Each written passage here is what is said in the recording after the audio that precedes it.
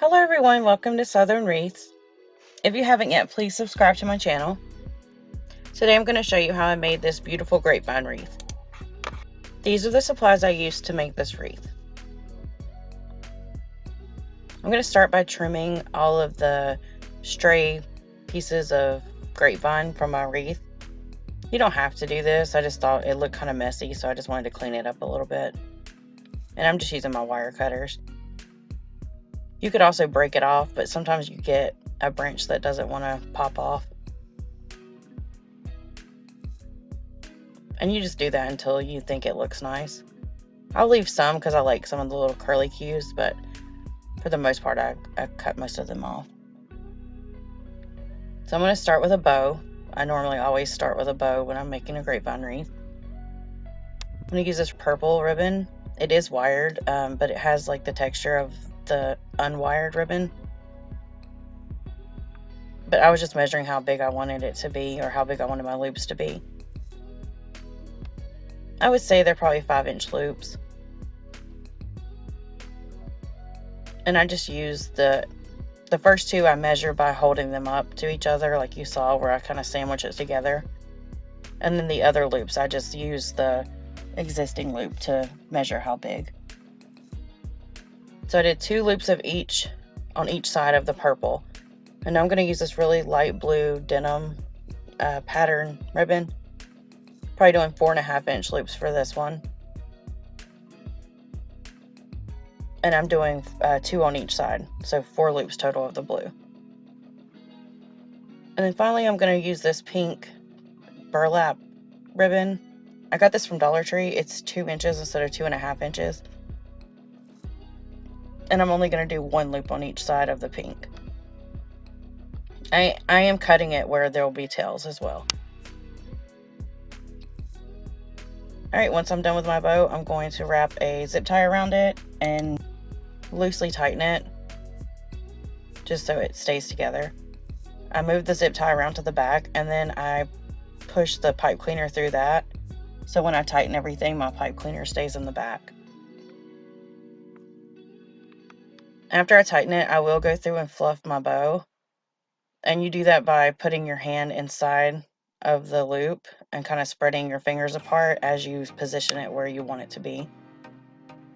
And then once I was happy with that, I went through and dovetailed the end of all the ribbon tails. You do that by folding it in half and cutting from the wire part diagonally to the crease. Alright, once I was happy with that, I wanted to add it to my grapevine wreath. Make sure you trim away your zip tie. And I do that by just feeding the pipe cleaner through to the back, and then I tightly wrap it around the back. And you'll go through and hide everything at the end. So I decided to use this really pretty lamb's ear vine. It was, you got a lot more for a lot less money than buying just the actual bundle of lamb's ear. And I'm just cutting right above where the flower or the leaves are, so I have a stem to stick into the grapevine wreath. The stems aren't really stiff like the ones for the other flowers, so you do have to kind of work it in there, but it went in fine for me. Now I'm just going through and trimming away the other pieces, and then I separate them into piles. I'm going to start adding my greenery, but I wanted to show you how pretty these 2 greens look together. And those leaves were just from the flowers that you just saw. And I just fold it and find a spot that I know will stick into the grapevine wreath. And then just add hot glue. And I used Gorilla hot glue. And then I just stick it in there. You do have to hold it sometimes if it doesn't have a firm grip from the grapevine wreath. A lot of the times the vines will hold the leaves in there, but sometimes you just have to hold it in place if it's somewhere you want it to stay and it's not wanting to stay. See, just like that, and it'll dry that way. Now I'm just going to go around, and I like to lay out how far around I'm going to be putting things.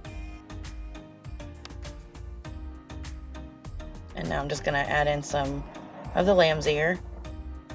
I try to do one color at a time, only because I want to space out where I'm putting the colors. Like I want an even amount of the dark green and an even amount of the lamb's ear. If anyone's interested in following me on social media, you can find me on Instagram at Southern Wreaths More, on Facebook at Southern Wreaths, and I also have a Facebook group called Southern Wreaths and More. I would love to see any of the wreaths you've made, especially if you do any based on my videos. That would be amazing. I also have all of these links in the description below. I'm starting with my biggest flowers first. So these pink roses were the largest, so I'm just spacing out the big ones. There are a couple of smaller ones on in the bundle, but I like to space them out, and then I'm going to go through and add the purple ones because they're smaller, and again I'll just space those out. I did leave the leaves on because I was able to push those up to the top, but you could also take those off and add those individually if you'd like. And you just kind of have to go with what looks right to you. If you see something that needs color, you can just add it in there. And if it bothers you not having every color as you go through, you can always mix and match as you go. I personally like to do one color at a time. So now I'm adding these really pretty blue flowers. And I wanted one at the top and the bottom, just to like balance everything out. And you could also cut up these particular flowers as well, and you don't have to leave them all together on a bundle like that. Right now I'm just going to go back through, and anywhere I see a hole, I'm going to add in some more lamb's ear. I wanted to use up the whole vine. Alright, so after I was happy with most of the flower placement, I decided I wanted to add some ribbon in. So I'm just taking just a piece of ribbon. I didn't even dovetail it yet because I wasn't sure if I was going to use it or not. And I just wrapped the pipe cleaner around. I did need a whole pipe cleaner. When I tried to use a half one, it wouldn't go all the way through. And I just feed that to the back and wrap it around. You don't have to do this. I just like having a sprinkle of the ribbon here and there. It kind of brings everything together. And now I'm just going to dovetail it. And I will go through and do at least one of each color ribbon. You can always do more depending on the size of your grapevine wreath. And here I'll just show you again. I'm going to do the purple. And now I'll just dovetail it beforehand. You can just kind of look and see where your wreath needs some more color and what color it needs, and just go from there.